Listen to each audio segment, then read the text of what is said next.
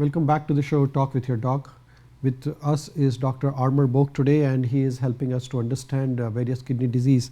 Dr. Boake, you were mentioning about various causes of kidney failure and how to prevent it by monitoring blood pressure, blood sugar, and keeping the healthy lifestyle. There are sometimes patients have disease from the childhood. I know they're called hereditary kidney disease. What is the hereditary kidney disease? There are a number of hereditary kidney diseases, some of which manifest themselves in childhood and some of which don't show up until later. One of the common ones, is certainly in our area here, is something called polycystic kidney disease, where the kidneys keep on growing and growing and they develop cysts or bubbles, if you will, in the kidneys. And then eventually this can cause the kidneys to stop working properly. So you develop bigger and bigger kidney with multiple cystic like balloons or bubbles in the kidney. At what age does it start? More than likely it starts from birth, but we don't usually see it, the development until sometime in the between the age of 20 to 30. Because it is hereditary, sometimes the genes are passed on and sometimes not. So when we're following someone from a family, we don't say that they've been really cleared from the disease without genetic testing until they reach about the age of over 30. Then we can say, we don't see the bubbles, you're not going to have it. Now, can kidney disease cause back pain, the pain in the back? That's a common question, and the answer is very rarely. I see a lot of people who are concerned that they have pain in their kidneys, and when I do take a close history and do a physical exam, most of the back pain is musculoskeletal. It's with the back or the back muscles. There are certain things that can cause kidney pain, kidney stones, for example, or a severe infection that rises in from the kidneys from the bladder, but most kidney disease does not cause pain. Now, some patients with the kidney disease get a lot of swelling of their legs and face. So what can be done for that? Mostly the swelling of the leg and face is due to retention of salt and water.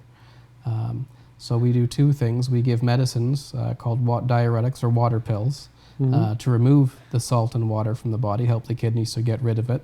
And of course, when you're giving a medicine to remove excess salt and water, it's much more effective if you cut back on the amount of salt, particularly, that you are taking in, because water follows salt. So salt is not really good for your health overall, looks like. We need to keep it in moderate amount. We do need some salt for the functioning of the body, but most of us consume far too much. And even if you get rid of your salt shaker, almost any food that's processed or made for you has salt in it, so you have to be careful and read labels. Right. Now, some patients with kidney disease, they get dialysis. So can you please explain what is this dialysis process?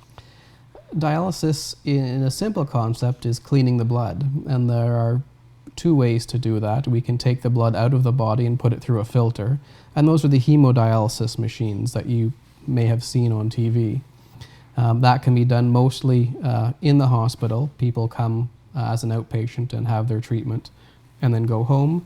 But there are some people who are able to be trained to do it themselves at home with a home machine. There's another way to do dialysis, which is to use your own body and protect the lining of the blood vessels of the gut, which is of course designed to absorb things.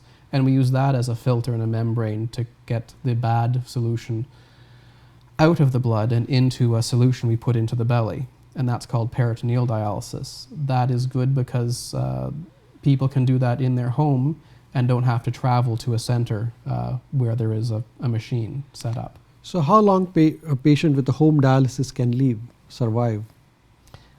That again depends on a number of things. The lifespan of someone who has kidney failure is shorter than someone of the same age without kidney failure. The younger you are, the more drastic the difference. And the other thing that will affect it is what brought you to kidney failure. So if you have a disease, unfortunately, like diabetes doesn't stop attacking your body once your kidneys have failed. It will continue to attack your body and your heart and your blood vessels and other things, and so you'll have ongoing damage from that, and that can shorten your life over and above the dialysis. So dialysis and transplantation, so transplantation is a better choice than dialysis, is that correct? It is. I'd like to emphasize that transplantation is still a form of dialysis. It's a form of replacing your kidneys. You still have to be very careful with your new kidney. Of course, nature is much better, more clever than we are, and can do things better. But you have to have medications to prevent your body from attacking the new kidney, and you still have to be careful, show up to appointments, take care of yourself. It's not a new lease on life where you can just do anything. And it is, sadly, for a limited period of time. Now, maybe we're talking decades instead of years, and certainly the kidney function is better. But if you live long enough, it is more than likely your transplant will fail. Okay. Just before going to detail about the transplantation, about the dialysis, how often the dialysis is required for a patient, and what are the indicators that he should be concerned or worried about the dialysis? So the kidneys filter the blood 24 hours a day. If you have the dialysis in the belly, then you are repeating that, and so you are in fact doing dialysis, even though the exchanges may only happen 4 times a day or overnight when a machine puts more fluid in and out. You're getting continuous dialysis, and that's good. When the dialysis on the machines, it's generally 3 times a week for about a 4-hour period. So the patient has to come to the hospital 3 times a week?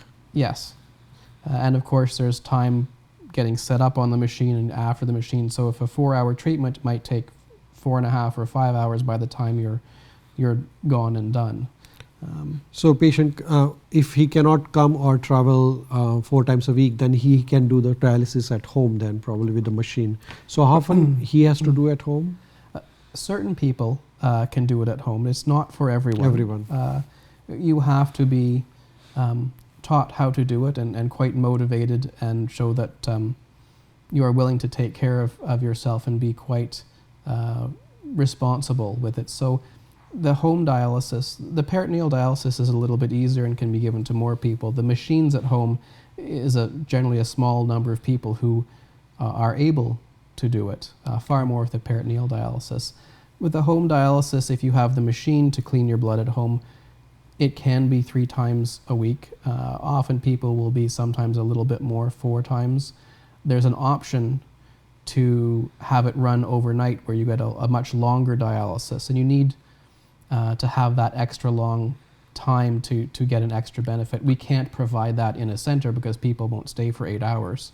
But overnight you can get extra cleaning of the blood, and that's quite helpful. So if somebody's on a dialysis, when he should get concerned about or worried about the dialysis if it is not working or something like that, how do we know?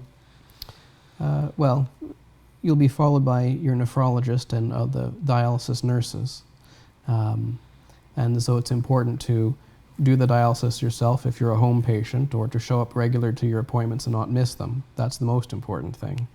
Other signs of someone needing dialysis, approaching dialysis, or not having good dialysis, everybody's different because every body is different. But some people will feel nauseous, some people will have vomiting, some people will feel like they have the flu that they just can't shake, some people will feel weak, some people will get overloaded. Different people's bodies are different. So that's when they come and concerned and talk to the doctor about it, probably. Yes. Okay, we'll take a short break and we'll come back for the next part of the show. Thank you. Please stay back.